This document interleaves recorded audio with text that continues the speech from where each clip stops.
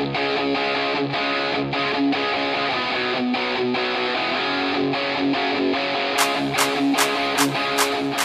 ini telah hadir dari PSM Makassar, Head Coach George Jonggal bersama pemain Ganjar Putih dan juga translator dari Bang Roy Wansen. Mungkin langsung Coach mengenai persiapan tim menghadapi Persikabo 93 seperti apa ini? Silakan Coach. We took a little bit more rest than we normally do because in this period with a lot of games and a short period, I think that rest can be a good training. Persiapan kami oke, dan kita mengambil waktu untuk istirahat lebih banyak daripada yang biasanya kita lakukan, dan saya kira ini penting untuk pertandingan-pertandingan yang sangat berdekatan di jadwal yang padat ini. Coach, mungkin langsung dari Ganjar Putih sebagai pemain persiapan menghadapi Persikabo 1973 seperti apa? Persiapan kami sudah berjalan dengan baik. Saat ini kita fokus kepada Persikabo. Kita berharap mendapatkan hasil maksimal. Semua pemain berada di kondisi terbaik. Semoga kedepannya kita bisa mendapatkan yang terbaik. Terima kasih. Telah ada pertanyaan Coach, sudah ada dari teman-teman yang hadir secara virtual. Dari Dian Kamal Coach, dari Fajar, Media Fajar. Apakah Anto dan Gol-Gol akan bermain di laga besok Coach? We see, because we always do a press meeting like this before the last official training, and for me as a coach, the last official training, it's my last thought about who is starting or not, and also who's available. Maybe everybody knows we have two suspended players. One of them, Kipu, the A commission surprised me completely by giving him 2 extra games suspension, so that's another thing. But I always use my last training to look at each other, talk to each other with my colleague coaches, and then make decisions. We will see. Kita akan lihat nanti di latihan official kita. Ini adalah latihan yang terakhir yang biasanya saya gunakan untuk memang betul-betul memikirkan, membuat keputusan terakhir, melakukan diskusi terakhir terhadap dengan kolega-kolega saya, yaitu asisten pelatih saya, untuk memutuskan siapa yang kita akan gunakan. Dan juga di latihan terakhir ini, di official training ini, kita bisa melihat pemain-pemain mana yang memang betul-betul mantap dan siap untuk pertandingan. Dan kita juga punya 2 pemain terkenal akumulasi, dan kita harus perhatikan itu. Dan ya, komite disiplin juga memberikan kejutan kepada saya, yang memberikan 2 pertandingan match ban kepada pemain kami, tapi itu hal lain lah. Menanggapi pernyataan 2 akumulasi pemain tersebut, kebetulan pertanyaannya juga disampaikan oleh wartawan. Tanpa Hasim Tipu dan Abdul Rahman ini Coach, apakah ada siapa pemain yang akan Coach gantikan peran yang mereka 2 ini Coach yang tidak bisa tampil besok?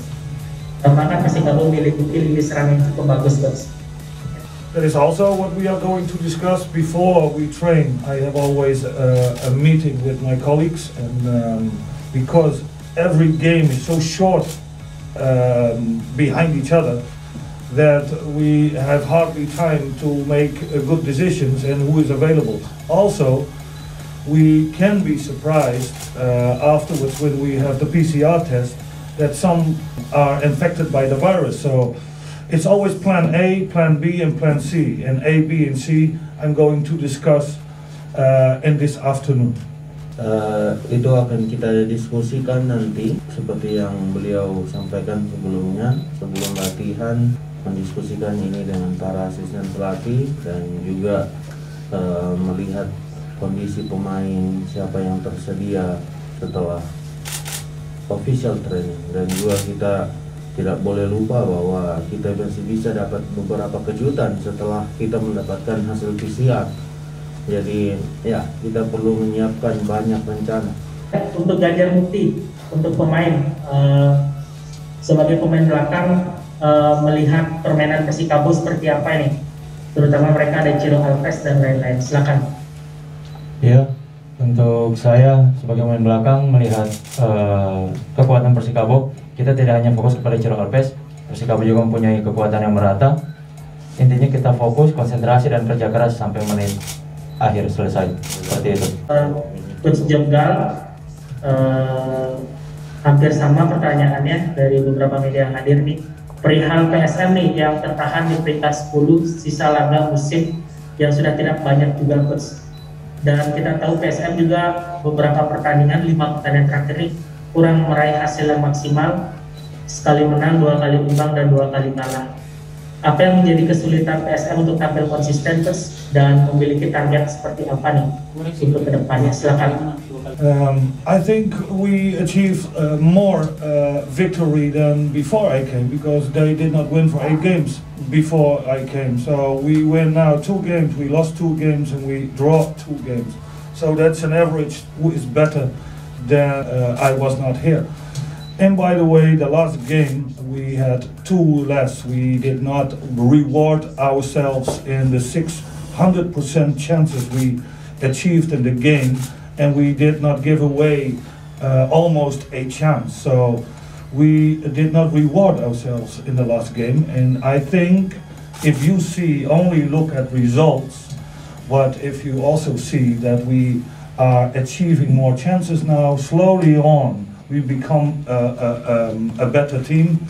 That is important for me as a coach for the short term, because I'm here a short term, to achieve some results. And again, I think I'm not worried about that. Ya, saya kira kita meraih sesuatu hal yang lebih ketimbang saya bandingkan dengan hasil-hasil yang klub ini dapatkan sebelum saya berada di sini. Dan klub ini tidak menang selama 8 pertandingan sebelum saya datang ke sini, dan kita memenangkan 2 pertandingan setelah saya ada di sini. Dan katanya saya kira ini hasil yang memang secara perlahan nanti akan membaik. Dan di 2 pertandingan terakhir, satu hal yang kita tidak lakukan adalah kita tidak menggunakan peluang besar tersebut, peluang 100% tersebut untuk keuntungan kita. Yang mana di pertandingan terakhir kita membuat 6 peluang 100%, itu yang kita tidak lakukan. Dan saya kira kita membuat lebih banyak peluang. Yang saya khawatir pada saat kita tidak membuat peluang, tapi saya yakin tim ini mulai membaik, bisa menciptakan peluang, dan katanya ini adalah perkembangan yang baik untuk tim ini.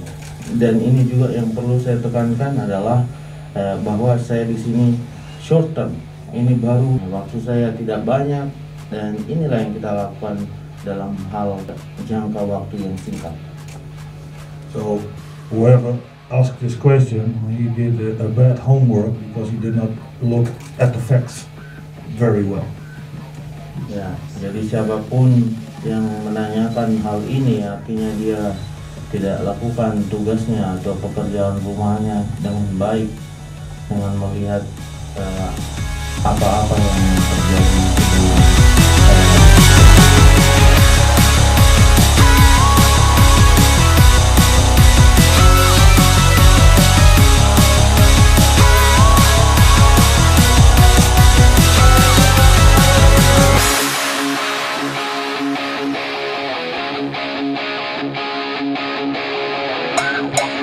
Yeah.